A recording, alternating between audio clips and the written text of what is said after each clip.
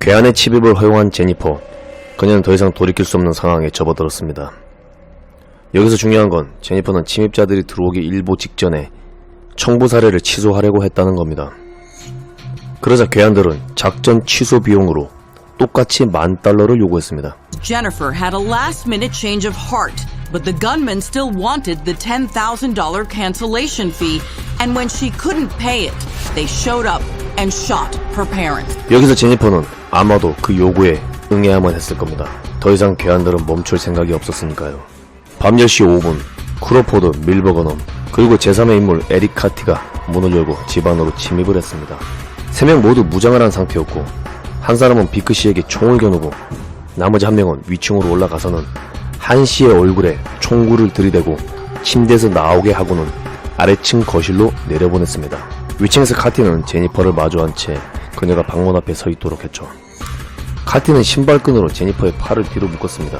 그리고 그 상황에서 현찰 $2,500를 제니퍼에게 받았고 부모님의 방에서 그들은 미화 $1,100를 비크 씨의 침실 전등에서 찾아내고 끝으로 부엌에서 비크 씨의 지갑을 찾아냈습니다. 그 와중에 비크 씨는 광동으로 한 씨에게 이 사람들이 어떻게 집으로 들어왔냐고 물었습니다. 모르겠어. 난 자고 있었거든. 그러자 괴한 중 한 명이 말이 많다라고 소리를 지른 뒤 돈이 어딨냐고 물었습니다. 한 씨는 지갑에 고작 $60만 있었으므로 그 돈을 건네자 거짓말쟁이라고 비꼬더니 총구로 한 씨의 뒤통수를 내려쳤습니다. 비크 씨는 울음을 터뜨리며 제발 딸만은 다치지 말게 해달라고 빌었습니다. 호스라니 다치지 않게 해준다고 약속하지. 카티는 밀거버넌과 크로포드가 부부의 머리를 이불로 싸맨 채 지하로 데려가는 동안 위층에서 제니퍼의 팔을 난간 기둥에 묶었습니다. 지하에 내려간 부부. 그들은 한 씨의 얼굴과 어깨에 총을 한 발씩 쏘았습니다. 아주 잔혹하거든요. 한 씨는 바닥에 고꾸라졌습니다. 그리고 비크 씨의 머리에 3번의 총격을 가했습니다. 비크 씨는 현장에서 즉사를 했으며 제니퍼는 팔이 묶인 채로 911에 전화를 걸었습니다. What's your name? My name is Jennifer. Someone just broke in? Someone broke in and I heard shots like pops. I don't know what's happening. I'm tied upstairs. Did it sound like gunshots? I don't know what gunshot sounds like. I just heard a pop. 통화를 하고 34초 정도의 시간이 흘렀을 때 예상치 못한 일이 벌어졌습니다. My dad just went outside screaming. Do you think your mom is downstairs too? Don't shoot her anymore. 머리에 피를 흘린 채로 죽은 아내의 곁에서 깨어난 한씨. 필사적으로 계단 위로 기어 올라왔고 집 밖으로 탈출했습니다. 깜짝 놀란 이웃과 마주치게 되었는데요. 그 이웃은 일을 하러 나가려는 참에 드라이브웨이에서 그를 마주하게 된 겁니다. 이웃은 곧바로 911에 신고를 했으며 바로 몇 분 뒤 경찰과 구급차가 도착을 했습니다. 한씨는 가까운 병원에 긴급 후송되었다가 헬기로 써니브룩의 병원으로 옮기게 되었습니다. 사건이 터지고 난 후 요크 지역 경찰은 새벽 3시경에 제니퍼와 인터뷰를 했다. 제니퍼는 경찰에게 괴한들은 돈을 노리고 침입을 했으며 지하로 부모님을 데려가 총격을 가했다고 했고 이틀 뒤 제니퍼와 두 번째 진술을 이어갔는데 그들의 요구대로 제니퍼는 본인이 팔이 묶인 상태에서 어떻게 911에 통화를 할 수 있었는지를 보여주었다. See how you could physically get your phone out of your waistband. We're obviously going to need to know that. It's very important. We know you made the phone call, but questions are going to obviously raise is that if my hands are bound and I'm against the railing, how do I talk to a 911 operator? This in the side that you believe it was in. Great. Turn around. So that you're looking away from me. You're looking exactly like, now here is where the banister is. Put your hands back behind your back, exactly how you remember they were. Okay. Now, and are you restrained from movement? How far can you move your hands from the banister? They tied my upper arm Yes. around the banister, Yes. but my hands were bound together. Your hands bound together, and this is the arm that's the strings wrapped around against the banister? Okay, so now how can you get to the phone? And how do you make the phone call? 911? And do you talk down like that? Yes, I'm yelling at the phone like this. And how can you hear? I turned the volume on max. Yes? So that's exactly the way that you're talking to her against the railing. 제니퍼의 스토리를 조합해본 경찰은 뭔가 이상한 점을 느꼈는데 그들이 강도들이었다면 당시 정문 근처에 누구나 볼 수 있게 놓여있는 렉서스 자동차 키를 보고도 왜 그 차를 타고 도주하지 않았느냐. 집을 털려고 들어온 강도들은 왜 집 문을 따기 위한 공구나 팔을 묶을 케이블 타이 같은 걸 준비하지 않았는지, 그리고 가장 말이 안 된다고 보는 부분은 왜 범인들은 두 명의 증인인 한 씨와 비크 씨를 제거하려고 했으면서 가장 중요한 증인이 될 수 있는 제니퍼를 해치지 않았느냐가 주요 포인트였다. 경찰은 결국 감시 카메라 팀을 투입시켜서 제니퍼의 움직임을 살펴보게 되는데, 그렇습니다. 무언가 이상한 점이 드러나고 있는 그 찰나 11월 2일 한 씨가 3일간의 혼수 상태에서 깨어났습니다. 한 씨는 눈 주위에 뼈가 박살이 났고 총알 파편이 박혀 있었다고 합니다. 정말 끔찍하기 그지없습니다. 당시 의사는 총알 파편과 부서진 목뼈를 곧바로 제거할 수 없을 정도였습니다. 총알은 경동맥을 빗겨나갔기에 한 씨는 아주 운이 좋은 케이스였습니다. 그리고 믿기 힘들게도 그가 모든 걸 다 기억하고 있었습니다. 한 씨는 제니퍼가 괴한들과 친구들끼리 얘기하는 것 마냥 속닥거리는 소리를 들었다고 했습니다. 또한 제니퍼가 집안을 돌아다니고 있을 때는 팔이 풀려져 있는 상태라고까지 말했습니다. 한 씨의 진술을 들은 경찰은 드디어 11월 22일 마지막 세 번째 신문을 이어갔습니다. 이번에는 목소리 톤이 바뀐 상태로 진행이 되었죠. 담당을 했던 윌리엄 고처 씨는 제니퍼가 연루된 걸 처음부터 눈치채고 있었다고 했습니다. 즉 거짓말을 하고 있었다는 걸 알고 있었고 그게 제니퍼가 할 수 있는 자백의 전부라는 것도요. This has been hell for you. You have gone through hell for years.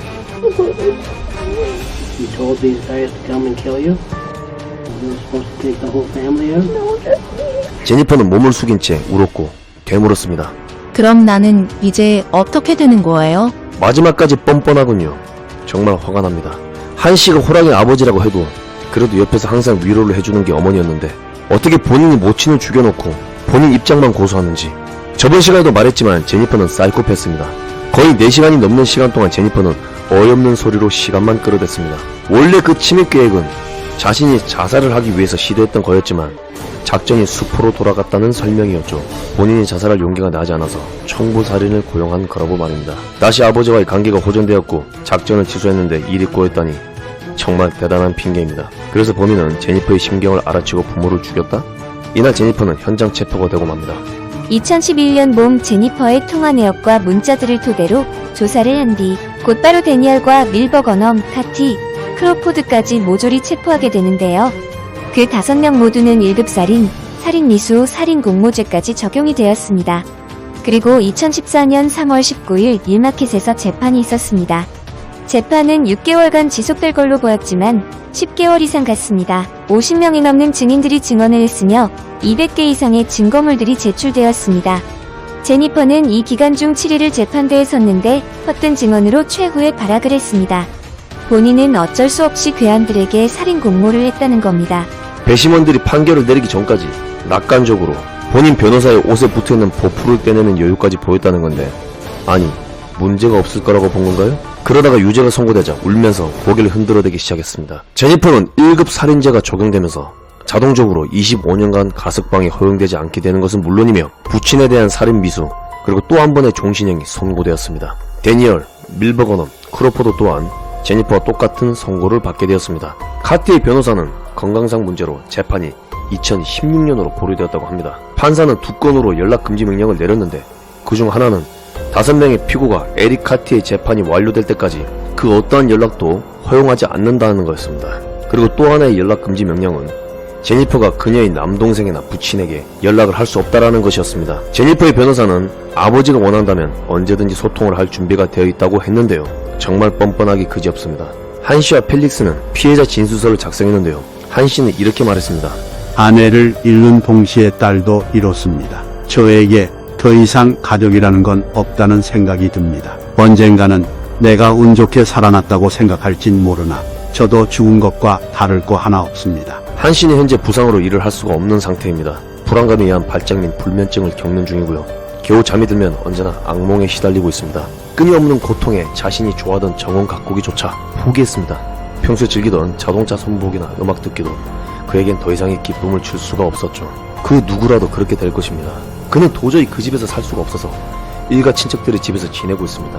펠릭스는 판씨 가문의 오명에서 벗어나기 위해서 그리고 민간 기술회사 일자리를 찾기 위해 동부로 이사를 가버렸습니다. 한씨는 우울증에 시달리는 바람에 모두와 단절된 삶을 살고 있는데요. 집을 어떻게든 팔려고 하지만 그 누구도 사지 않을 것입니다. 그렇습니다. 사망자가 있었던 집을 누가 사겠습니까? 한씨가 마지막으로 제니퍼에게 했던 말은 이거였습니다. 나는 제니퍼가 가족들에게 한 짓이 무엇이었는지를 생각하며 언젠가는 정직하고 좋은 사람이 되길 바란다. 결국 결론은 아주 불행하게 케이스가 완료되고 말았는데요. 개인적으로 모친인 비크씨가 가장 억울하다고 생각합니다. 그 무엇보다도 딸의 입장에서 섰던 그 대가가 죽음이었다니 정말 비통합니다. 2014년 말 데니얼이 수감되어 있는 감옥을 찾아간 지인의 이야기를 들어보겠습니다. 나는 린지에 있는 시설을 몇 번 찾아가서 데니얼을 만났다. 거대한 건물들, 거친 듯한 흰색의 텅 빈 복도, 대형 플라스틱 유리창들이 붙어있는 곳. 감옥에서의 데니얼은 있는 그대로의 모습 같았다. 딴딴막하게 보이기도 하고 사람을 웃게 만드는 여유하고나 할까. 녀석은 언제나 오렌지색을 좋아한다. 자신의 밝은 호박색 죄수복을 보여주며 색깔이 식었다고 농담하길래 깔깔거리며 웃었다. 나는 주제넘지 않게 내가 요즘 어떻게 지내며 최근에 부모님 이혼으로 힘들었던 점에 대해서 말했다. 데니얼은 출감할 수만 있다면 네 아버지와의 관계에 대해 충고해줄 수 있다고 했다. 내가 데니얼에게 물어본 건 만약에 일이 조금만 다른 방향으로 틀어졌다면 너도 감옥에 있지 않았을 수도 있지 않냐고 의문을 제시했다. 그런데 데니얼은 그저 고개를 저을 뿐 이렇게 말했다. 그런 생각은 나를 미치게 만들 뿐이야. 그는 자신을 위한 최선의 방책은 본인이 깜빵에 살고 있는 현실에 집중하는 거라고 했다. 그리고 그것에 최선을 다해야만 한다고.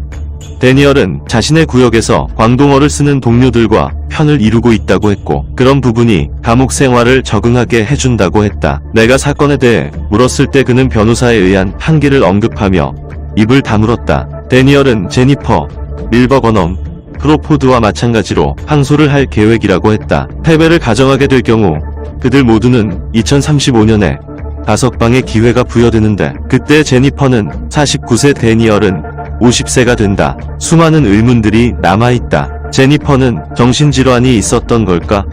그러나 제니퍼의 변호사는 그녀가 재판에 부적합할 정도의 정신상태라고 말한 적이 없다. 그렇습니다. 그것은 더 어려운 결론만 남길 뿐입니다. 제니퍼는 감옥에서 온전한 상태로 자신을 통제할 수 있는 상태였고요. 그 말은 즉 제니퍼가 자신의 부모님을 죽이는 계획을 이행했다는 증거입니다. 수년간의 거짓말이 눈덩이처럼 불어나자 그 죄책감과 수치심이 결국 부모님을 살해하도록 끌고 가게 되었다는 겁니다. 정말 간단한 일이 아닙니다. 제니퍼는 이런 말을 했습니다. 난 나에게 진정한 가족을 필요로 했다.